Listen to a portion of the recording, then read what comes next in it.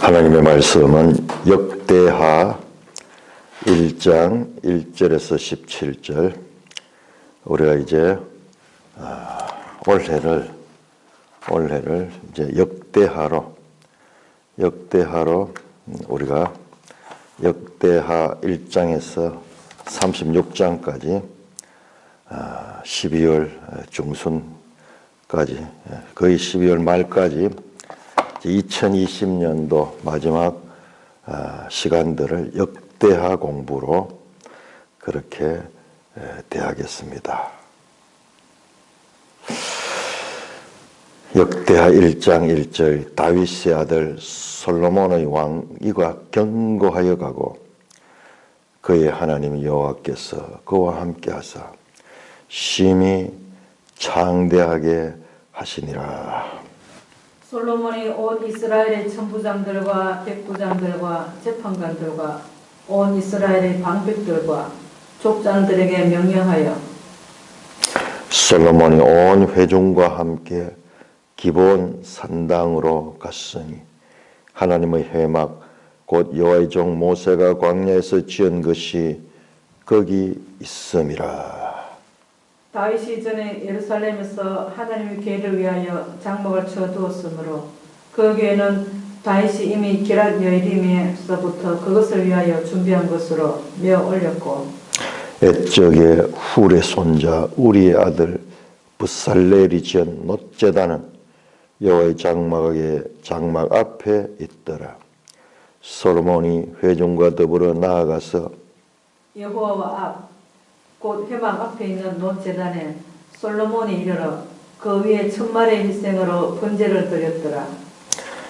그날 밤에 하나님이 솔로몬에게 나타나 그에게 이르시되 내가 너게 무엇을 주랴 너는 구하라 하시니 솔로몬이 아버지께 하나님께 말하되 주께서 전에 큰 은혜를 내 아버지 다윗에게 베푸시고 내가 그를 대신하여 왕이 되게 하셨사오니 여호와 하나님이여 원하건대 주는 내 아버지 다윗에게 허락하신 것을 이제 굳게 하옵소서.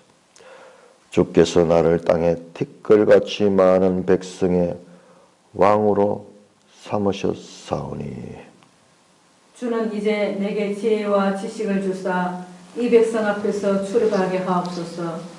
이렇게 많은 주의 백성을 누가 능히 재판하리까 하니 하나님이 솔로몬에게 이르시되 이런 마음이 내게 있어서 부나 재물이나 영광이나 원수의 생명 멸하기를 구하지 아니하고 장수도 구하지 아니하며 오직 내가 너게 다스리게 한 내 백성을 재판하기 위하여 지혜와 지식을 구하였으니 그러므로 내가 내게 지혜와 지식을 주고 부와 재물과 영광도 주리니 내 전의 왕들도 이런 일이 없었거니와 내 후에도 이런 일이 없으리라 하시니라. 이에 솔로몬이 기브온 산당 회막 앞에서부터 예루살렘으로 돌아와서 이스라엘을 다스렸더라. 솔로몬이 병거와 마병을 모으매 병거가 1,400대요 마병이 12,000명이라. 병거성에 두어 예루살렘 왕에게도 두었으며 왕이 예루살렘에서 은금을 돌같이 흔하게 하고 백향목을 평지의 뽕나무같이 많게 하였더라. 솔로몬의 말들은 애국과 구에서 사들였으니 왕의 무역상들이 때로 값을 정하여 산 것이라. 애굽에서 사들인 병거는 한 대에 은 600세겔이요 말은 150세겔이라. 이와 같이 햇사람들이 모든 왕들과 아람 왕들을 위하여 그들의 손으로 되팔기도 하였더라. 오 아버지 하나님 은혜를 감사합니다. 이제 역대하를 공부합니다. 하나님 지난번에는 고린도후서를 공부하며 고린도후서의 핵심 가르침이 마음에 성령이 임하고 그것이 하나님의 성전되는 것을 배웠습니다. 이제 또 과거로 돌아가서 하나님이 역대하를 통하여 말씀하시는 그 뜻도 제대로 알게 하여 주시옵소서. 오 주님 감사합니다. 성령으로 친히 지도하여 주옵소서. 우리 주 예수 그리스도의 이름으로 감사하며 기도드리옵나이다. 아멘. 자, 우리가 이제 역대하를 이제 공부를 합니다. 역대하는 36장까지 있습니다. 그래서 우리가 12월 20일까지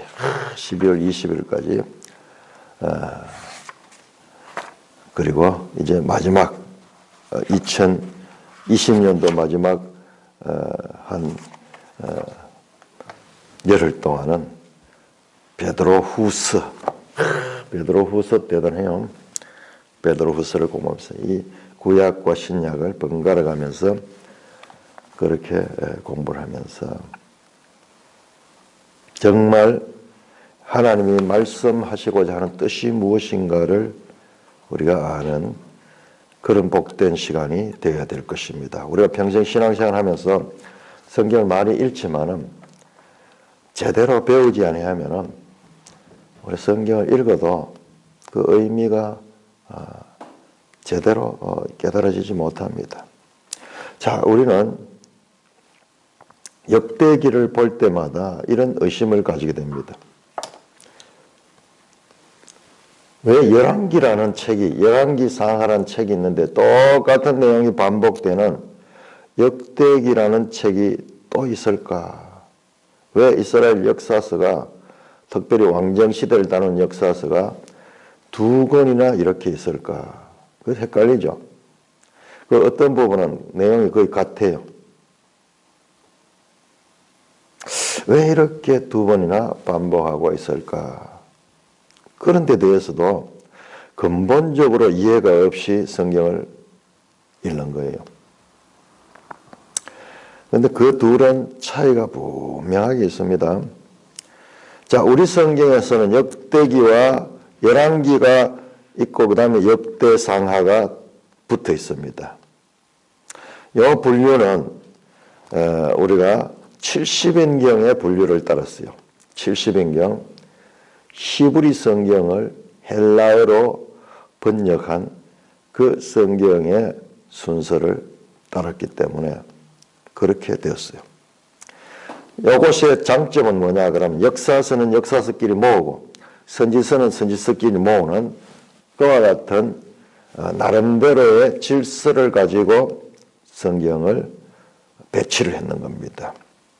그런데 히브리 성경을 보면은, 자, 우리 지도책 한번 보겠습니다.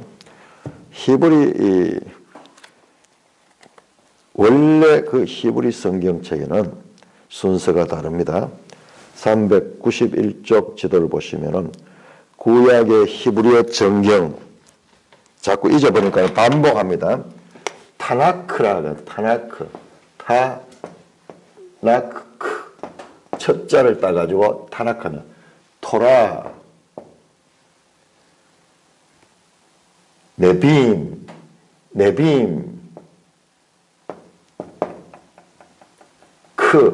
케투빔, 요 첫 자를 따가지고 토라는 율법서, 모세오경, 그 다음에 네빔 하는 것은 이것은 선지서, 선지자들이 그리거든요. 선지자들과 케투빔 이건 성문서라고 하는 성문서. 우리가 보통 시가서 하는 것들이 여기 포함됩니다. 그런데 우리 시가서 5권으로 되어 있죠. 여기는 또 다릅니다. 자간 모세의 글과 선지자들 글과 시편에 여기 시편 예수님께서 누가복음 24장 44절에서 부활하신 후 제자들과 모세의 글과 선지자들 글과 시편에 나를 가리켜 기록한 것이 그 말씀할 때는 바로 구약 성경을 가리켜요. 이 히브리어 구약 성경을 가리킵니다. 그 요거를 첫 자를 따가지고 타나크라 그럽니다. 타나크. 히브리어 성경이 타나크. 자, 거기 보면은 분류가 되어 있는데 제일 위에 노란색에는 율법서, 토라 되어 있죠. 토라는 5권의 책이죠. 창세기, 출애굽기, 레위기, 민수기, 신명기. 그 다음에 선지서가 나오죠. 전기 선지서, 후기 선지서로 구별되는데 통합해서 네빔 선지서입니다. 그 다음에 제일 마지막 딸락의 성문서 케투빔인데, 자, 성문서, 시편, 욥기, 잠언, 룻기, 아가스, 전도서, 에레미야, 에가, 에스더, 다니엘, 에스라, 느헤미야, 역대상하. 요것이 성문서인데 역대상하는 제일 끝에 있습니다. 순서적으로. 역대상하는 성경의 마지막 책이에요. 마지막 책. 역대상하는 성경의 마지막 책이라는 것을 우리가 알아야 돼요. 역대상하를 공부할 때 이거를 전제적으로 공부하지 않으면은 우리가 아까 했던 질문, 앞에서 열왕기의 역사가 나왔다가 또 바로 이어가지고 다시 반복되어 나오는데, 자세히 보면은 같은 반복이면서 차이점이 있어요. 차이점. 역대기는 북왕조의 이야기가 없습니다. 북왕조의 이야기가 없어요. 남유다 왕조만 다루고 있습니다. 그리고 주제가 있어요. 주제가 뭐냐? 역대기는, 열왕기는 쭉 역사의 나열이지만요, 역대하는 엄청난 주제를 가지고 있습니다. 그게 바로 성전입니다. 성전.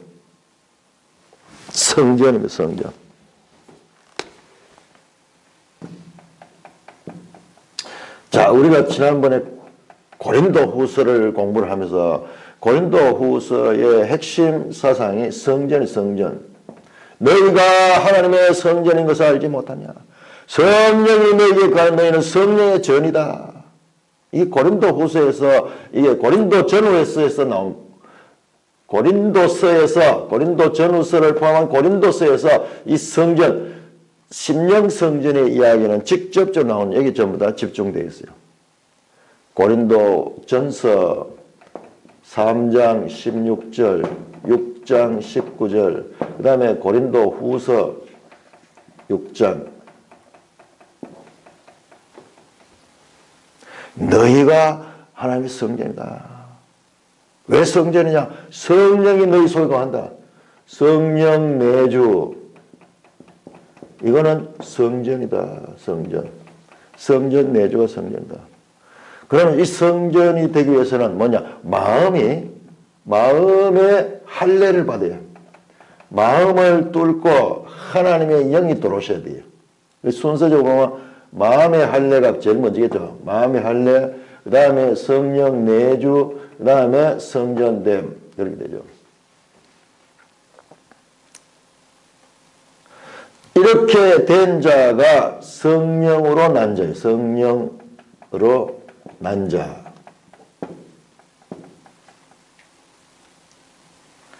거듭난 자.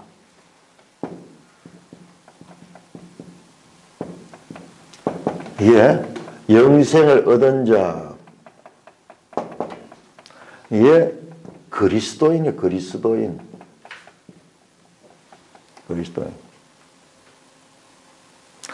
이 가르침은 영원한 것입니다. 영원한 것. 이건 영원한 것이에요. 고린도 후서에서 비교해서 없어질 것과 길이 있을 것 한 건 영원한 거예요. 영원한 것. 그걸 구별하는데,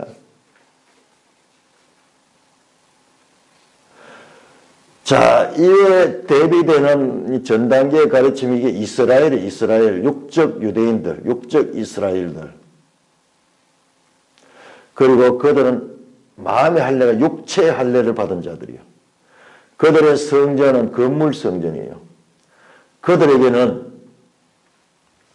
성령이 내주하지 않았습니다. 그들은 율법을 받았어요. 율법을 받았어요. 마음속이 아니고 마음. 보이지 않는 것, 이게 전부 다 보이지 않는 것인데 이것은 마음속에서 심령 속에서 일어나는 일들인데 지금 구약 성경의 마지막 책인 역대기는 뭘 강조하냐? 건물성전을 강조해요. 건물성전. 자, 이 건물성전에 대한 바른 이해가 있어야지 지금 새언약, 이게 새언약이죠. 이게 또 새언약이죠. 이거는 정육면책 가지고도 표현할 수 없어요.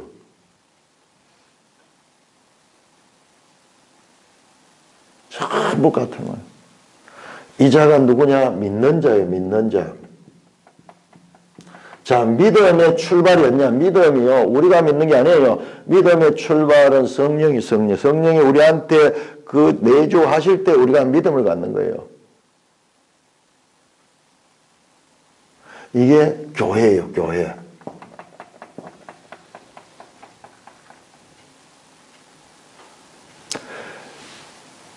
구약과 신약의 완전한 차이는 바로 여기에 있어요. 여기에. 그래서 고린도서 와서 그걸 지금 선포하는 거예요. 그걸 바울이 와서 너희가 하나님의 성전이다.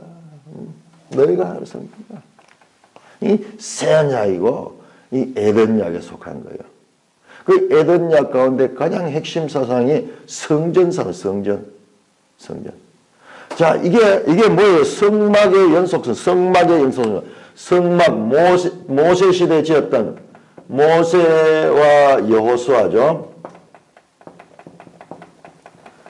지도권을 섬겨봤잖아요. 지금 똑같은 이야기가 역대기 나오는데 다윗과 솔로몬. 요 구조를 그대로 가지고 있었어요. 그래서 이것은 무엇이냐 그러면 이 모세 시대에 짓던 성막과 솔로몬 시대에 짓던 성전 이것은 모양은 다르지만은 이게 같은 거라 하는 거예요. 이것은 바로 연속성을 가지고 있다 하는 것을 보여주는 거예요. 자, 우리 여기에서 아주 중요한 것을 다시 한번 생각했는데 우리 어제 공부했던 게 있기 때문에 지금 연속해서 지금 자, 어제 우리는 구약 이 모든 것들이 초등교사다. 초등교사가 자세히 그림을 통해서 가르치지. 초등학교 책에는 그림이 많이 나오죠. 그림을 통해서 가르치듯이 그런 역할이 있는데 자, 초등학문 가운데서도 그 가운데서도 단계가 있어요. 단계. 그 가운데서도. 모세에서 여호수아, 다윗에서 솔로몬, 성막에서 성전 이와 같은 구약 안에서도 발전적인 변화가 있다는 것을 알아야 돼요.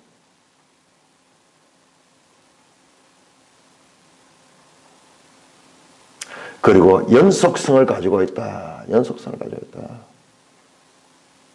이 모든 내용들이 서로 연결되어 있는 내용이다. 자, 이 단계를 거친 다음에 그 고린도전서 15장 45절 보냐. 먼저는 신령한 자가 아니요.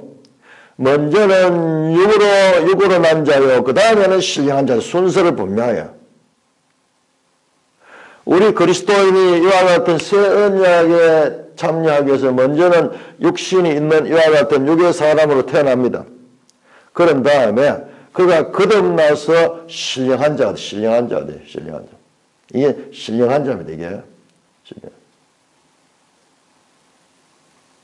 그렇듯이 이 성전도 먼저는 이와 같은 보이는 그와 같은 건물을 가지고 있고 그 다음에는 성전의 거듭남이에요. 성전의 거듭남. 지금 그렇게 연결돼요. 성전의 거듭남. 육으로 난 것은 육이요. 이것은 육으로 난 것처럼 눈에 보이고 손으로 만질 수 있고 사람들이 보고 감탄하는 것과 같은 건물이고요. 영으로 난 것은 영이니 이 마음으로 낳는 이건 거듭난 성전, 거듭난 성전.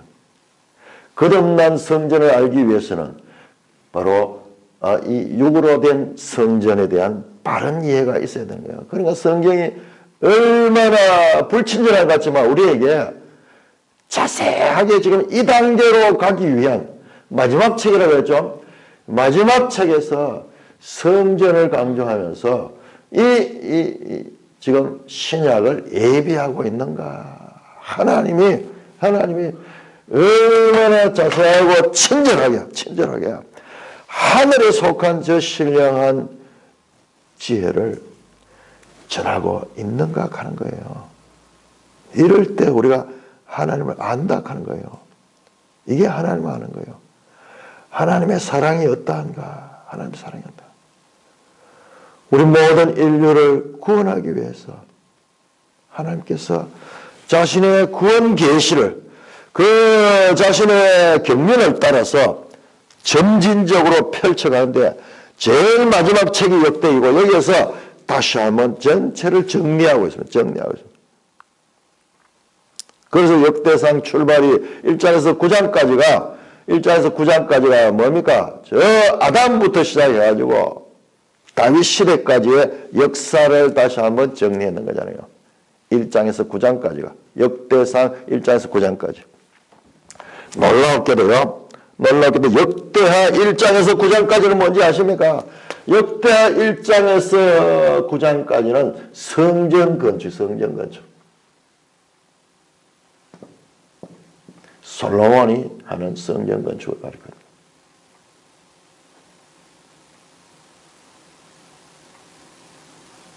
이런 구조를 가지고 있습니다. 어마어마한 그런 의미를 가진 책이 역대기예요. 많은 시대에 이것을 이해하지 못했어요. 제가 지금 오늘 말씀드린 이런 내용은요, 그냥 알아진 게 아니에요. 자, 우리 매일성경 해석을 한번 보겠습니다. 매일성경 16쪽을 한번 16쪽. 자, 우리는 지금 얼마나 우리에게 책임이 많은가. 이전 시대에는 이와 같은 계시가 주어진 계시에 대한 해석, 깨달음이 그렇게 있지 못했어요. 그런데 점점 갈수록 우리의 그 교회 시대의 믿음의 사람들이요, 하나님의 말씀을 연구하며 그 뜻을 점점 더 밝혀놔요.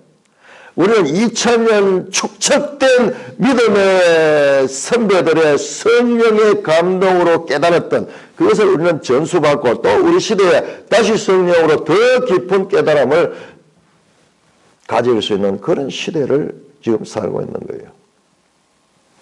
자, 16쪽 오른편 위에서 셋째 줄 역대기를 제대로 읽으려면 먼저 몇 가지 질문에 답할 필요가 있다. 구약에서 사무엘서 열왕기라는 이스라엘 왕정 시대의 기록이 있음에도 불구하고 역대기라는 또 다른 이스라엘 왕정 시대의 기록이 왜 필요한가? 이런 질문을 가진 질문. 이 하브루타. 역대기는 사무엘 열왕기에 대한 재진술에 불과한 것인가? 또 역대기는 왜 다윗과 솔로몬의 오점이 기록되지 않는가? 열왕기는 다윗의 실패, 사무엘서에 다윗의 실패가 많이 나오죠. 그 다음에 솔로몬의 실패도 열왕기에 나옵니다. 그런데 역대기에는 그런 내용이 다 빠져 있어요. 왜 다윗과 솔로몬의 오점이 기록되지 않는가? 예를 들면 다윗이 밧세바와 범죄한 사건, 자식들과의 관계에 있었는 사건들, 그 다음에 솔로몬이 배교한 그런 기록들, 이런 게 없어요. 그래서 70인역의 역대기 명칭은 파랄레이 포메논이다. 뭐냐? 생략된 것들이라는 뜻이에요. The things omitted. 생략된 것. 아, 역대기는 열왕기를 더 단순하게 만드는 책이구나. 그렇게 생각해서 파랄레이 포메논, 생략된 것이라고 그렇게 명칭을 불렀는 거예요. 그런데 그것은 제대로 깨달은 게 아니에요. 제대로.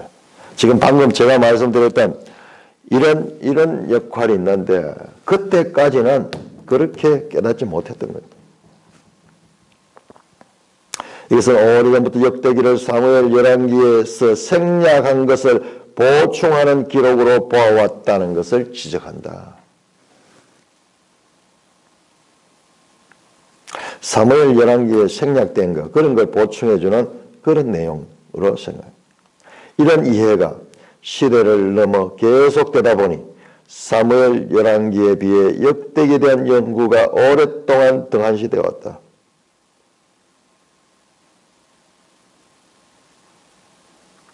그 역대기는 좀 B급 역사서, 역사 가운데서도 화장된 분식 역사, 좋은 것만 싹 뽑아놔. 그래서 하나님 말씀이 그런 게 아니에요. 하나님 말씀은 그렇게 무시할 수 있는 게 아니에요. 그 우리 개혁주의 성경 신학자들은요, 그런 식으로 비판학자들이 보는 그런 태도, 비판학자들은요, 성경을 무시하기 때문에 그걸 피타면 성경을 비판을. 그러나 정말 하나님의 백성들은 하나님의 말씀을 하나님 대하듯이 대하면서 우리가 모르는 하나님의 뜻이 있을 거야. 그 자유주의 신학자는 자기가 성경 저자보다 더 똑똑하잖아요. 자기가 다 평가하잖아요.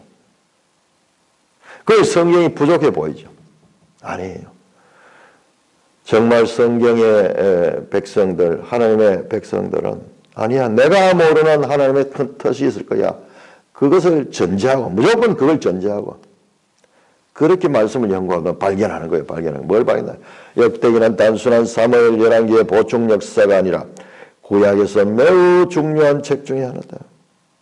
이건 히브리 성경에서 정경 순상 맨 마지막에 해당되는 책이 역대기라는 데서 드러난다. 통상적으로 책의 마지막 부분은 그 책을 요약해주는 성격을 진다. 그러니까 모든 성경, 앞선 성경을 다 요약해주는 그 성경이야. 우리가 이 어성경 배울 때 나왔죠? 구약 성경 쫙 나오고 제일 끝에 가서 대라는 역대기가 다시 창세기부터 쫙 해서 에스라 느헤미야로 끝이 나는 구약 역사서를 공부할 적이야. 창출, 민수, 삿삼, 왕 쫙 다 하고 난 다음에 다시 역대할 때는 어떻게 하면 제일 창세기 도서 끝에 에스라 느헤미야로 끝이 났던 이유가 바로 거기에 있는 거예요. 아담의 이야기부터 나오잖아요. 자, 다시 한번 볼까요? 역대상 1장. 본문 내용보다도 훨씬 중요한 것이 이 총론의 전체를 보는 눈이에요. 자, 역대상 1장 1절 아담, 셋, 에노스, 창세기 1장, 2장, 3장, 4장 이 내용이 나오잖아요. 5장도 나오네요. 게난, 마할렛, 야렛, 에녹, 머두셀라 창세기 5장이 나오죠. 그 다음에 창세기 10장에 노아, 셈, 합, 야벳. 왜? 다시 한번 나오는 거야. 이거는 시간적으로도 열왕기와 기록 연대가 다릅니다. 이러한 관점에서 본다면 역대기는 히브리어 구약성경의 제일 마지막 위치하여 구약성경 전체를 요약한다고 말할 수 있다. 그렇다면요, 이보다 더 중요한 책이 어디 있겠어요? 그 성경은 다 중요해요. 다. 중요하지 않은 게 없어요. 우리 인체가 이렇게 복잡하게 있지만 이 가운데 다 중요하지. 어느 하나만 지금 이 기능을 못해도 전체가 다 이 영향을 입잖아요. 그 성경을 인간의 관점으로 보고 자기가 하나님보다 더 똑똑한 듯이 그렇게 생각하는 자들이 성경을 보니까는 제대로 깨달을 수 없는 거죠. 성경은 마음을 다하여 뜻을 다하고 성품을 다하고 하나님을 사랑하는 자들에게 계시되지요. 그렇지 않는 자는 안 열립니다. 그게 믿음이 우선이에요. 믿음이. 특히 구약 성경의 언약과 신학을 성전 예배와 관련해 압축적으로 정리하고다 나오죠. 성전과 이 성전에서 드리는 예배, 성전 예배, 성전에서 드리는 예배죠. 제사라고도 할 수 있죠. 제사. 구약 성경에서는 예배. 자, 그러니까 이게 두 개다가 초등교사로서의 역할이 제일 중요한 게 이거예요. 구약 성경 전체를 초등교사는 그림으로 가르쳐줘요. 그림으로. 그것이 바로 건물 성전이고 제사법. 여기에서 예수 그리스도 나오고 여기서 예수 그리스도 나오잖아요. 예수 그래서 십자가에서는 이것을 성취했고 성령을 보내주고 부활하고 성천하여서 보좌 우편에 성령을 보내줬으나 이것을 다시 새로 만들잖아요. 이 성전을 흘러 사흘 만에 세우리라. 그러니까 이 역대기를 압축해 이렇게 정리해 주는 게 어마어마하죠. 자, 신약하고 연결해서 봐야 돼요. 이 의미가 얼마나 깊고도 놀라운가. 예수 그리스도가 하실 사역이 무엇인가를 탁 압축해서 보여줍니다.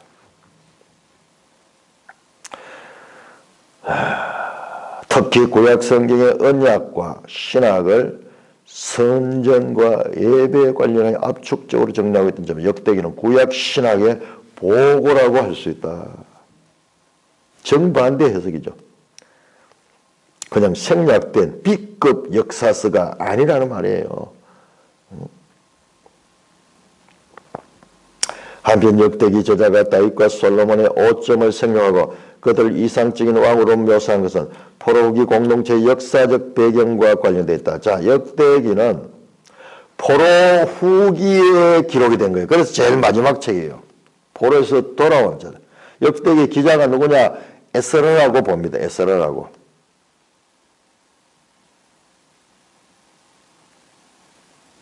열왕기가 포로기 공동체에서 그들이 버림받은 이유를 제시한다면 역대기는 바벨론 포로 생활에 돌아온 포로후기 공동체들의 제2성전을 중심으로 언약 공동체를 재건하는 일이 신학적 근거를 제시하는 데 관심이 있다. 이런 이유로 포로후기 공동체에 속한 역대기 저자는 이미 잘 알려진 다윗과 솔로몬의 오점에 대해 달리 기록할 필요가 있다. 무슨 이것을 분식하기 위해서 그런 게 아니고 그런 내용들은 여기에서는 지금 그런 내용들이 중요하지 않기 때문에 하나님의 뜻 가운데서 그들이 사용된 자들이기 때문에 그들 인간적인 면모는 관심이 없는 거예요. 자, 그래서 이 역대상하가 기록된 연대는 언제냐? BC 450에서 400년경이에요. 포로 후에 포로에서 돌아옵니다. 그리고 1차 독자들이 누구냐? 포로에서 돌아온 자들이요. 한번 생각해 보세요. 하나님의 말씀이 가지고 있는 정교함과 그리고 하나님의 사랑. 포로에서 70년 동안 포로로 있다가 너희들은 다 죽어버리고 돌아온 사람들은 그 포로지 바벨론 여러 지역에서 돌아온 사람들이 아니겠어요. 그 사람들은 뭐 말도 못하는 사람도 있을 거예요. 외국인이잖아요. 외국인. 70년 동안 우리 일제 36년 동안만 지나고 나도 온데 일제 문화가 잔존해가지고 아직까지도 지금 영향이 있는데요. 건축 현장에서 일하는 건 전부 일본말. 기계 같은 거 다른데도 뭐 일본말이 그렇게 많고 세월이 그렇게 지나고도 36년 반 좀밖에 안 돼요. 36년은 그게 이제 이 기간이요. 한 70년 정도 돼버리면은 완전히 세대가 단절돼 버려요. 거기서 태어나고 거기서 자란 애들은 그거밖에 몰라요. 그러니까 그들에게 포로에서 돌아온 자들에게 다시 지금까지 있었던 이스라엘 역사를 총정리해서 이 한 권의 책에다 압축해서 다이제스트.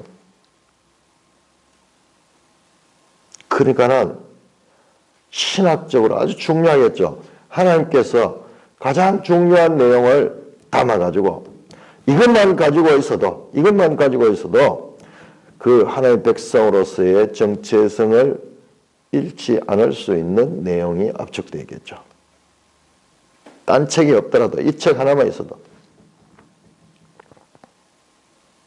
그 저자는 학사 에스라가 아닌가 그렇게 생각합니다. 그런 저자에 대해서는 나오지 있지 않기 때문에 그러니까 이 연대를 아는 것 중요해요. 포로 후기의 대상이 누구냐? 1차 독자들이 누구냐?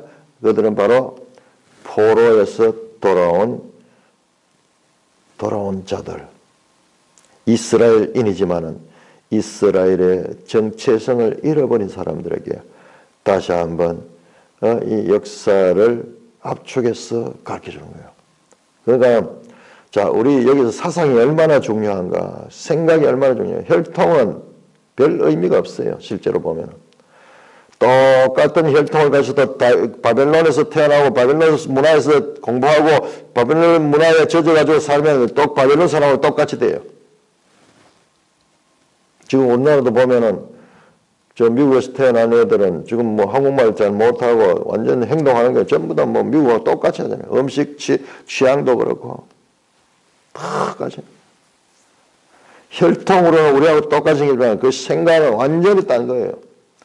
더 중요한 것은 눈에 보이는 이와 같은 외모, 혈통보다 사상이 더 중요한 것이 바로 이거하고 똑같은 거예요. 이거하고. 그 사람의 생각에 무엇이 있는가가 그 사람의 외모가 어떠한 것보다 더 중요하다. 이건 전 단계, 초보 단계고, 이거는 영원한 단계고, 이거는 변할 수 없는 거예요. 지금 남북한도 마찬가지로 70년 분단되고 이런데, 이제 거의 사상적으로는 하나 되기 힘든 거예요. 저 악의 제국이 어느 한쪽이 자신들의 사상을 포기하지 않은 이상 이런 상태로서는 이건 통일이 되어도 이건 서로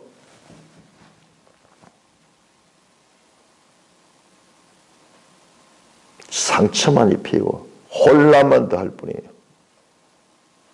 하나로 통일될 때에는 어느 한쪽으로 합쳐져야 돼요. 어느 한쪽으로 합쳐져야 돼요. 인위적으로 뭐 이렇게 불가능한 겁니다. 그 역사를 통해서 보면 알지 그거를 꼭 경험을 해봐야 알 수 있겠습니다. 그들에게 다시 한번 이스라엘 역사를 압축해서 가르치며 그들이 해야 할 일이 뭐냐? 이제 그들이 돌아와서 다시 성전을 건축하는 제2성전 스룹바벨 성전을 건축하잖아요. 그리고 이 역사는 유다왕의 역사입니다. 유다왕의 역사. 다윗부터 시작해서 솔로몬에서 지금 북이스라엘 왕의 역사들이 나오지 않습니다. 유다왕의 역사. 누굽니까? 유다왕 다윗이 왕이고 다윗의 후손들로 이루어진 다윗 왕조. 이게 유다죠. 유다.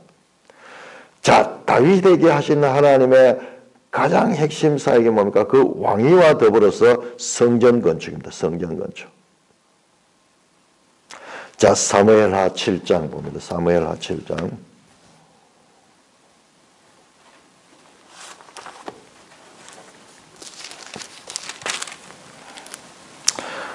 사무엘하 7장. 다윗이 이제 성전을 짓겠다 했을 적에 하나님께서 그것을 허락하지 않고 사무엘하 7장 12절 내 수완이 차서 내 조상들과 함께 누울 때 내가 네 몸에서 날 씨를 내 뒤에 세워 그의 나라를 견고하게 하리라. 후손들로 나라를 견고하여 그는 내 이름을 위하여 집을 건축할 것이요 나는 그의 왕위를 영원히 견고할 것이다. 나는 그에게 아버지가 되고 그는 내게 아들이 되리니. 지금 바로 거룩한 연합, 아버지와 아들, 하나님과 그 백성과의 연합 상태를 말씀하면서 바로 하나님의 집, 성전입니다. 집. 이게 베트예요, 베트. 성전은 하나님의 집입니다, 집. 왕위 약속과 더불어서 성전 건축에 대한 이야기가 나오는 거예요. 그래서 다윗 언약이, 이게 다윗 언약이잖아요. 다윗 언약 중심으로 이 책이 구성이 되어 있다. 자, 놀라운 거 한번 보세요. 이렇게 총론적으로, 전체적으로 볼 수 있는 거. 자, 18쪽, 매일성이 18쪽 한번 보세요. 자, 역대기를 압축해서 정리를 했습니다.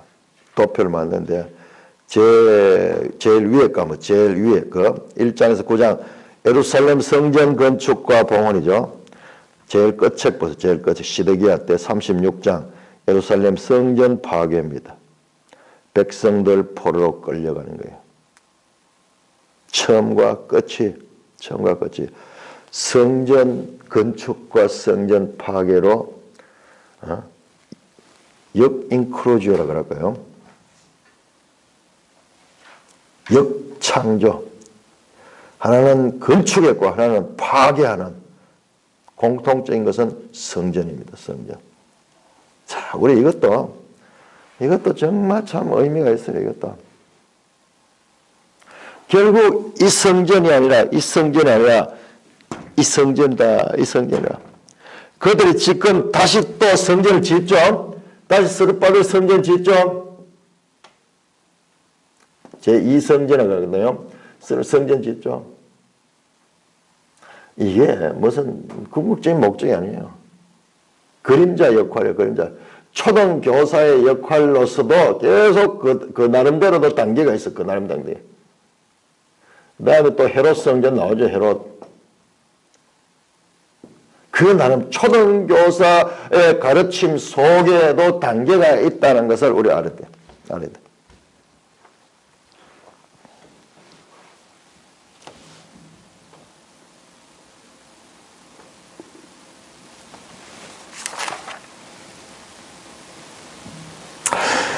역대하 1장 1절입니다. 1장 1절 다윗의 아들 솔로몬의 왕위가 견고하여 가며 그의 하나님 여호와께서 그와 함께하사 심히 창대하게 하시니라.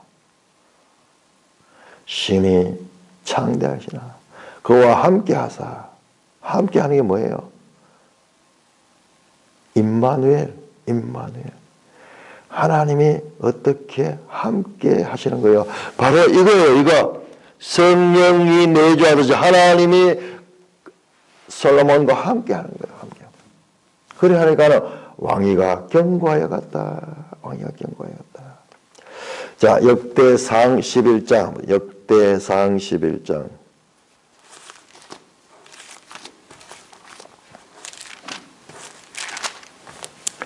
역대상 11장 9절. 11장 9절.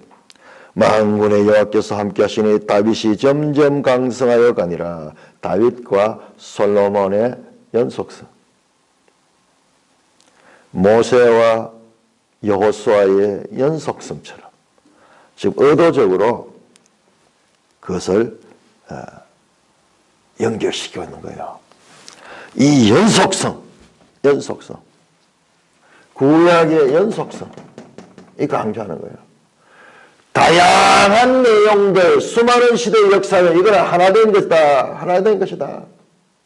이걸 지금 성경을 이루려 함이라. 마태복음 이는 성경을 이루려 함이라. 이는 성경을 이루려. 성경이 의도적으로 그렇게 기록되어 있는 거예요. 왜? 바로 이 모든 것들이 궁극적으로 여기를 향한다 하는 것을 가리키기 위한 거예요. 하나님의 구원 계시의 연속성, 발전성을 가르쳐주기 위한 것이에요.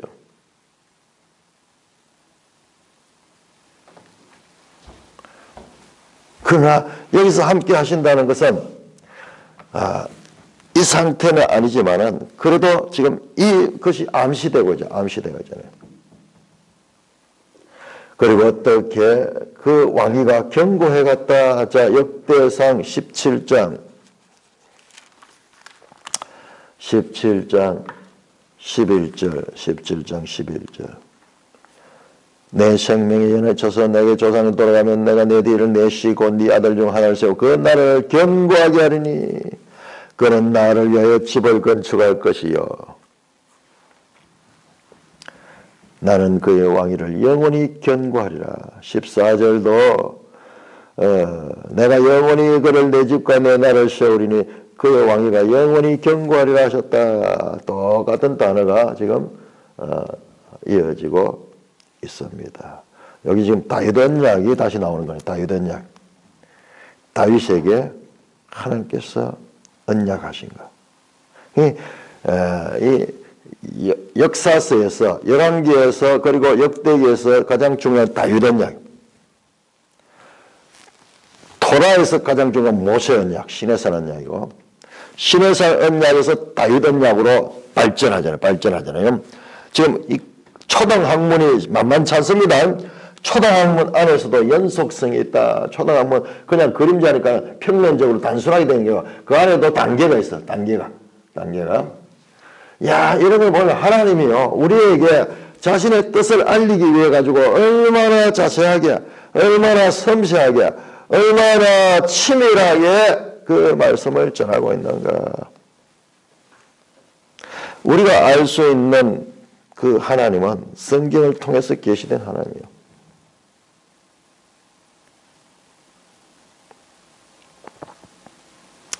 다윗의 아들 솔로몬의 왕위가 견고하여 가고 하나님이 그와 함께서 그를 심히 창대하게 하시니라. 그래서 제일 먼저 나온 사건이 3전에 솔로몬이 온 회중과 함께 기본 산당을 하나님의 해막꽃 여호와의 종 모세가 광야에 지은 것이 거기 있습니다. 기본 산당에 성막이 거기 있네. 성막이 지금 한 500년째 지어진 지 한 500년이 지난 그 성막, 낡고 많이 낡았겠죠. 물론 그 가운데서도 새로 보수도 하고 또 새로 낡은 것은 그랬을 수도 있겠습니다만은 그게 노천에 그냥 있으니까는 이 성막이 많이 낡았을 겁니다. 그래서 그 성막을 찾아갑니다. 그런데 성막 안에 법궤가 없어요. 법궤는 이 사무엘상에 보면은 그 이스라엘 백성들이 전쟁에 법궤를 앞세우고 나갔다가 그 법궤를 빼앗겨 버리죠. 성전에 가장 중요한 이 법궤 자체가 무슨 신령한 능력이 있는 것이 생각하다가 그 법궤를 빼앗겨 버리고 전쟁에서도 비참하게 피하여서 많이 죽게 되죠. 그 사건도 궁극적으로 법궤 자체, 이 성전 자체가 중요한 것이 아니고 그것은 이와 같은 새 언약 시대를 예비하는 그런 의미가 있다는 것을 알려주는 내용이에요. 그런데 우상처럼 법궤를 앞세우고 갔다가 처참하게 패배하는 거죠. 5절입니다. 5절. 옛적에 훌의 손자 우리 아들 부살렐이 지은 놋제단은 여호와의 장막에 있더라. 그런데 제단은 장막 앞에 그 텐트 앞에 거기 있습니다. 누구가? 옛적에 모세 시대 훌의 손자 우리 아들 부살렐. 이 사람 성막을 지은 자죠. 그 이름이 등장합니다. 이제 새로운 부살렐이 등장하는데 그가 누구냐? 솔로몬이에요. 10절에 보면 주는 내게 지혜와 지식을 주사. 자, 우리 이 출애굽기 31장 2절 보시면요. 부살렐이 등장할 때 뭐가 나오냐? 그에게 지혜와 총명을 따라서 하나님의 신을 충만하게 줬습니다. 자, 출애굽기 31장 보세요. 출애굽기 31장.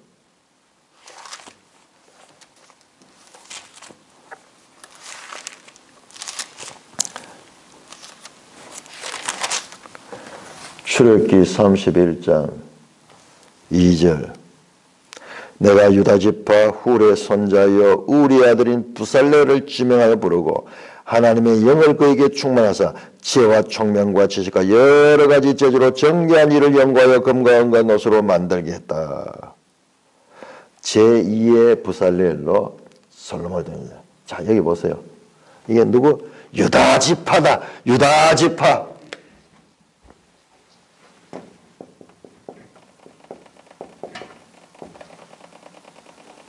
솔로몬과 부살렐과의 연속.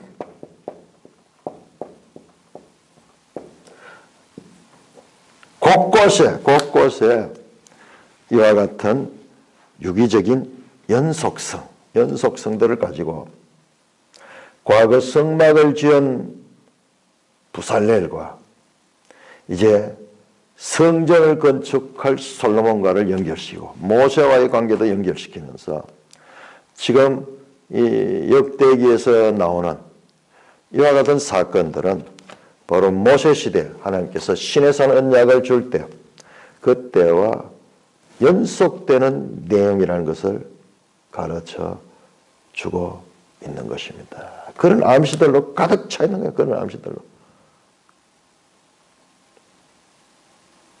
이게 성경이에요. 이게 성경. 우리 더 자세한 거는 내일 찾아보도록 하겠습니다. 찬송가 95장입니다.